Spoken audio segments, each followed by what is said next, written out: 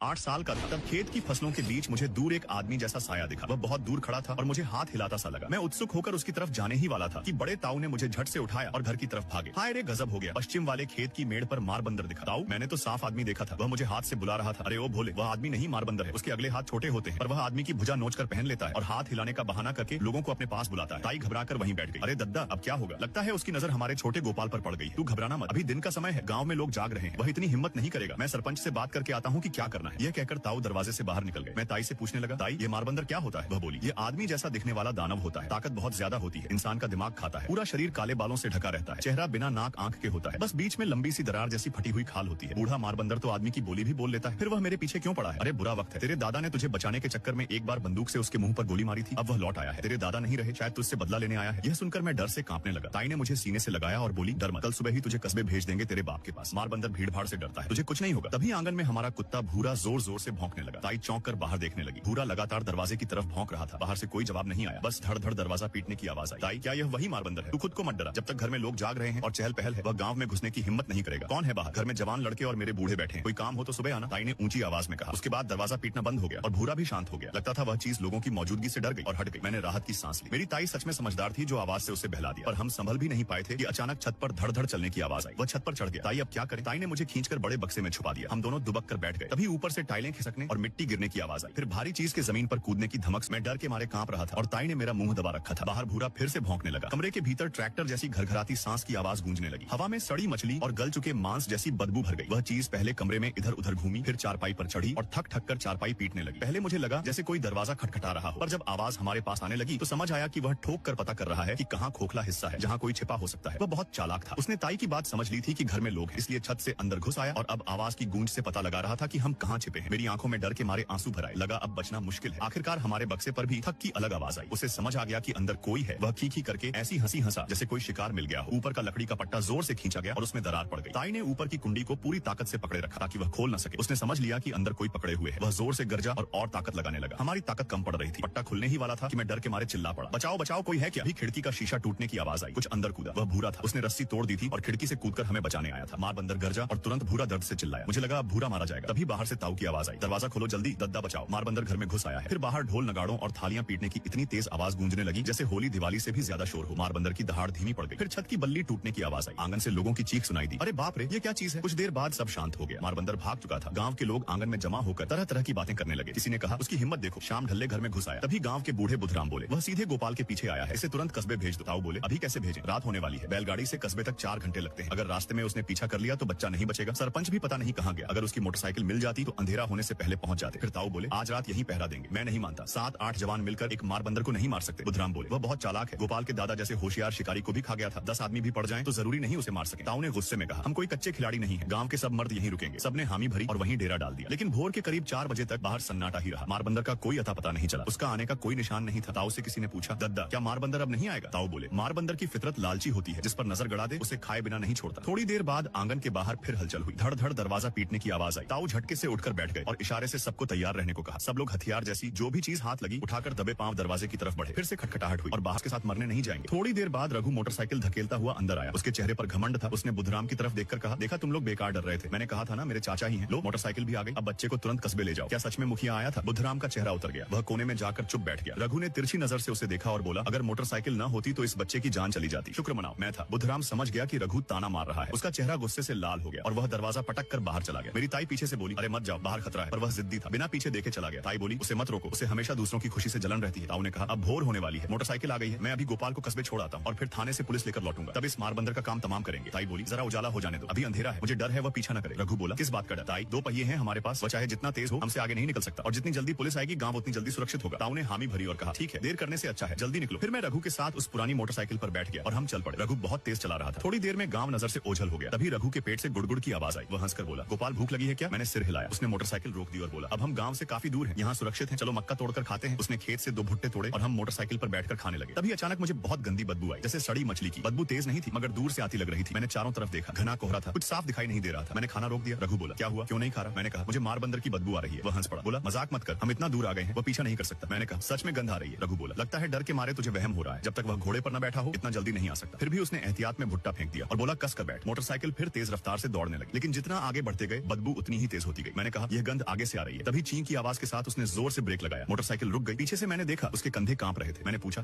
क्या हुआ चाचा? वह हकलाते हुए बोला, गोपाल आगे कौन खड़ा है? मैंने आगे देखा, कोहरे में एक साया था, ज्यादा दूर नहीं। वह हमारी तरफ आ रहा था और हाथ हिला रहा था। वह आदमी धीरे से बोला, अरे भाई साहब जरा रुकिए, मुझे भी साथ ले चलो। रघु ने राहत की सांस ली और बोला, अरे ये तो कोई राहगीर है। बेकार डर गया मैं, मुझे लगा मार बंदर है, लेकिन सड़ी बदबू और तेज हो गई। मैं पहचान गया कि यह उसी के शरीर से आ रही है। मैंने रघु की कमीज कसकर पकड़ी और धीरे से कहा, सच में बदबू उसी से आ रही है, मुझे बहुत डर लग रहा है। चुप रहो, उसने डांटा, मगर उसकी आवाज भी कांप रही थी। डर मत, हम मोटरसाइकिल पर गांव से निकले हैं, वह मार बंदर हमसे आगे कैसे पहुंच जाएगा? वह काला साया धीरे धीरे करीब आता गया, डगमग चलता जैसे नशे में हो। रघु आगे चिल्लाया, अरे भैया हमारी मोटरसाइकिल भरी है, किसी को बैठा नहीं सकते। उसने कोई जवाब नहीं दिया, बस धीरे धीरे हमारी तरफ बढ़ता रहा। रघु थोड़ा चौंका, उसे लगा शायद उसने ठीक से सुना नहीं। उसने फिर जोर से कहा, अरे भैया सुन रहे हो, गाड़ी में जगह नहीं है। सामने से आखिर एक आवाज आई। हाँ, रघु बोला। मैंने कहा गाड़ी भरी है, तुम किसी और से पूछ लो। वह साया वहीं रुक गया और कोहरे में झूमता खड़ा रहा। मेरा दिल धक से रह गया। मुझे अचानक याद आया, मैंने रघु की कमीज पकड़कर चिल्लाया, चाचा ताई कहती थी बूढ़ा मार बंदर इंसान की तरह बोल भी सकता है। रघु झल्लाया, अरे पगले वह सब कहानियां हैं, सच नहीं होता। लेकिन उसकी बात पूरी भी नहीं हुई थी कि वह साया अचानक चारों हाथ पैरों के बल झुक गया और जानवर की तरह रेंगते हुए हमारी तरफ आने लगा। मैं बुरी तरह डर गया। रघु हड़बड़ा गया और मोटरसाइकिल मोड़ने लगा, मगर उसके हाथ कांप रहे थे। घबराहट में पैर फिसला और हम दोनों मोटरसाइकिल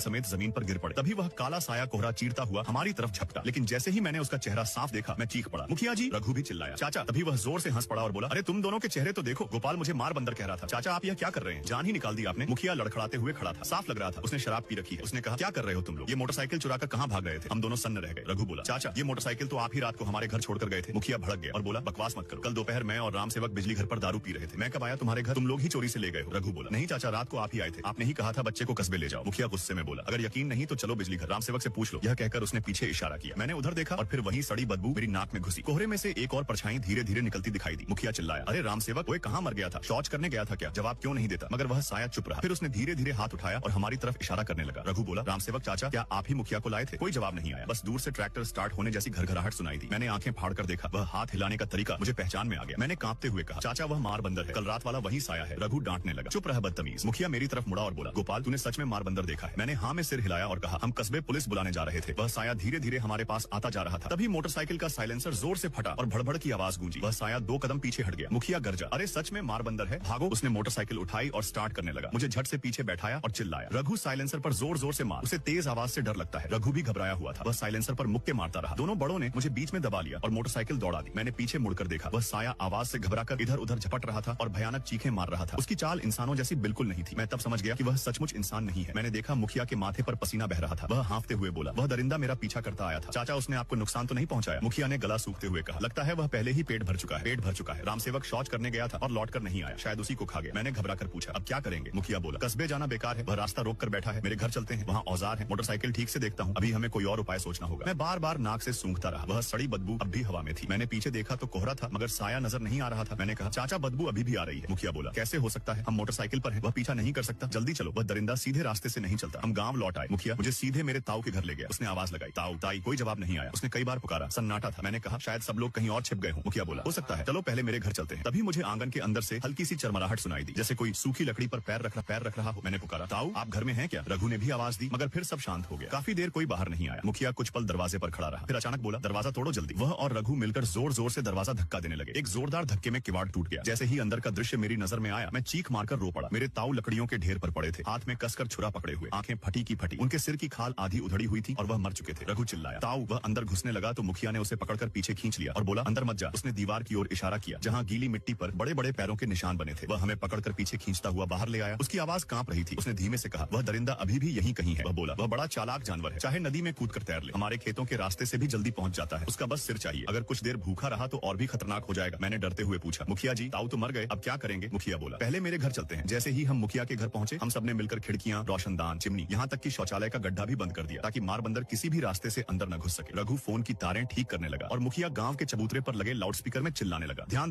दो, मार बंदर गांव में ही घूम रहा है, सब लोग तुरंत मेरे घर आकर शरण लो, जल्दी आओ। तभी अचानक अंधेरे में से एक आवाज आई, तेरे घर आकर बचेंगे या मरेंगे? हम तीनों चौंक पड़े। रघु दहाड़ा, कौन है? बाहर आ। लंगड़ा राम धीरे धीरे अंधेरे से निकलकर सामने आया। मुखिया हैरान रह गया, अरे लंगड़ा तू यहाँ कब से है? वह बोला, जब से तुम लोग खिड़की दरवाजे बंद कर रहे थे, अगर सच में अंदर मार बंदर होता तो तुम लोग भाग भी नहीं पाते। मुखिया ने आंखें सिकोड़कर पूछा, तू यहाँ क्यों आया है? वह बोला, मैं शौक से नहीं आया, तेरे घर की छत सबसे मजबूत है, इसलिए छिपने आ गया। किससे छिपने और किससे? उसी मार बंदर से। आज सुबह ही 5-6 लोग मारे जा चुके हैं, सब मंदिर में शरण लिए बैठे हैं। यह सुनकर हम तीनों के होश उड़ गए। रघु बोला, कैसे हो सकता है? वह तो हमें बिजली घर की तरफ मिला था। लंगड़ा राम बोला, तुम्हें बिजली घर की तरफ किसने रोका? मुखिया ने तो तुम्हें मोटरसाइकिल दी थी। यह सुनकर मुखिया और रघु दोनों चुप हो गए। मुखिया बुदबुदाया, नहीं वह मैं नहीं था। लंगड़ा राम ने पूछा, साफ साफ बता, जिसने मोटरसाइकिल दी वह कैसा दिख रहा था? क्या वह तेरे ही कपड़े पहने था? रघु बोला, हाँ बिल्कुल, तेरे जैसा ही लग रहा था। लंगड़ा राम का चेहरा उतर गया। वह बोला, बुरा फंसे, वह दरिंदा अब इंसानों का रूप धरने लगा है। मुखिया बोला, मगर उसने हमें मोटरसाइकिल क्यों दी? लंगड़ा राम बोला, मुझे नहीं पता, पर ये बड़ी मुसीबत है। शायद अब 2 हो चुके हैं। 2 क्या दोनों गाँव में ही है? उसने कहा, अब एक ही रास्ता है, सब लोगों को इकट्ठा करो और मिलकर दोनों को मार गिराओ। मुखिया ने मुझे और रघु को इशारा किया और हम चारों मंदिर की तरफ चल पड़े जहाँ लोग छिपे थे। रास्ते भर मेरा दिल धड़कता रहा, बार बार लगा कोई पीछे चल रहा है, मगर मुड़कर देखता तो कुछ नहीं दिखता। डर तो लग रहा था, पर मैंने रघु को कुछ नहीं बताया। हम ढोल पीटते हुए मंदिर पहुंचे और दरवाजा खोला तो अंदर सहमे हुए गांव वाले बैठे थे। मुखिया जी आप आ गए। मेरा लड़का सुबह पानी भरने गया था, लौट कर नहीं आया। ढूंढने निकली तो देखा उसका सिर की खाल उधड़ी पड़ी थी। किसी ने पूछा, रघु तो बच्चे को लेकर कस्बे गया था, इतनी जल्दी लौट आए? सब लोग आपस में बातें करने लगे। मुखिया ने सबको चुप कराया और सारी बात समझाई कि शायद 2 मारबंदर है। यह सुनते ही लोगों में और हड़कंप मच गया। 2 मारबंदर, अब तो बचना मुश्किल है। कोई बोला, एक तो इंसान की तरह बोल भी लेता है, कपड़े भी पहन लेता है, कहीं वह हमारे बीच ही तो नहीं? ये सुनते ही मंदिर में सन्नाटा छा गया। सब एक दूसरे को शक की नजर से देखने लगे। मुखिया, गर्जा चुप रहो, वह हमारे बीच नहीं हो सकता। तभी मेरी नजर ताई पर पड़ी। वह कोने में खड़ी थी, चेहरा बिल्कुल सूना। मुझे देखते ही मुस्कुराई। वह पहले भी मुस्कुराती थी, मगर इस बार उसकी मुस्कान अजीब थी, बदली हुई, ठंडी। मेरे बदन में सिहरन दौड़ गई। वह धीरे धीरे मेरे पास आई और बोली, गोपाल। उसने मुझे गले लगाया तो मैं डर के मारे रो पड़ा। पास खड़ी औरत बोली, बेचारा बच्चा ताऊ को उस हालत में देखकर घबरा गया है। तभी मुझे फिर वही सड़ी बदबू आई। मैंने नाक सिकोड़कर कहा, बदबू, बहुत बदबू आ रही है। रघु और मुखिया चौकन्ने हो गए। कहां से बदबू? मैंने कांपते हुए ताई की तरफ इशारा किया। रघु डांटने लगा, अरे अपने ही ताई को बदबू कह रहा है, वह तो किसी तरह जान बचाकर आई है। मैं उससे छूटकर भागा और रघु के पीछे छिप गया। मुखिया ने मेरी हालत को डर समझा और बुजुर्गों से सलाह करने लगा कि आगे क्या करें। तभी लंगड़ा राम बोला, मारबंदर शुरू से बच्चे के पीछे था, आज बच्चा गांव में नहीं था तो उसने बाकी लोगों को मारा। अगर? मुखिया ने आंखें तरेड़ी, क्या कहना चाहता है तू? लंगड़ा राम बोला, अब एक ही उपाय है, बच्चे को चारे की तरह सामने रखना होगा, वही उसे बाहर लाएगा। यह सुनकर मेरा कलेजा बैठ गया। सबने आपस में सलाह की और तय हुआ कि रात को मुझे मंदिर के दरवाजे पर बैठाया जाएगा। रघु और बाकी जवान लड़के आसपास घात लगाकर छिपेंगे, चाहे 2 हो या 1, इतने लोगों से नहीं बच पाएगा। रात जल्दी आ गई। मेरी कमर में घंटी बांधी। मैंने डरते हुए पूछा, लंगड़ा काका मुझे कुछ नहीं होगा ना? वह बोला, गोपाल डर मत, तेरे दादा ने भी इसी तरह उस दरिंदे को फंसाया था। वह बोला, तेरे दादा ने पहले ही एक मारबंदर मार गिराया था, अब तेरी बारी है। मैंने कांपते हुए कहा, लंगड़ा काका मुझे डर लग रहा है। वह घूर कर बोला, डर कैसा, मैं हूं ना तेरे साथ, घबराने की जरूरत नहीं, सब तैयारी हो गई तो? लंगड़ा राम ने कहा, रोते हुए धीरे धीरे खेत की मेंढ की तरफ चल, तेरी रोने की आवाज और कमर में बंधी घंटी की छन छन दूर तक जाएगी। मैं रोता जाता और बार बार पीछे देखता कि कहीं मारबंदर आ तो नहीं रहा। काफी देर तक कुछ नहीं हुआ, फिर अचानक नाक में वही जानी पहचानी सड़ी बदबू आई। मैं फुसफुसाकर खेत में छिपे रघु से बोला, वह आ गया। रघु चौकन्ना हो गया और बाकी जवान भी अंधेरे को घूरने लगे, मगर बहुत देर तक कोई दिखाई नहीं दिया। तभी अचानक मंदिर के अंदर से ठहाके की आवाज गूंजी। हम सब सन्न रह गए। वहाँ वह खड़ा था, पूरे बदन पर काले बाल, सफेद डरावना चेहरा और बीच में लंबी फटी दरार, वही मारबंदर। मैं चीख पड़ा, बचाओ, मारबंदर यही है। मगर देर हो चुकी थी, उसकी चाल बिजली जैसी तेज थी। घात लगाए सब लोग मंदिर के अंदर घुस गए और मैं अकेला रह गया। उसने झपट्टा मारकर मेरा टखना पकड़ लिया और एक झटके में हवा में उठा लिया। मुझे घसीटता हुआ अंधेरे खेतों की तरफ भागा। मैं चिल्लाता रहा, बचाओ। तभी रघु और मुखिया को समझ आया कि वह हमें धोखा देकर भीतर घुसा था। लोग दौड़े, मगर इंसान मारबंदर की बराबरी कैसे करते। तभी अंधेरे में चमकती आग की लपट सी दिखी और जोरदार गोली की आवाज गूंजी। पहली गोली सीधे उसके चेहरे पर लगी, खून छिटक गया। उसने मुझे छोड़ा और भागने लगा। तभी दूसरी गोली उसके सिर के पीछे लगी, वह धम्म से गिरा और हिलना बंद हो गया। लोग खुशी से चिल्लाए, मगर खुशी ज्यादा देर न रही।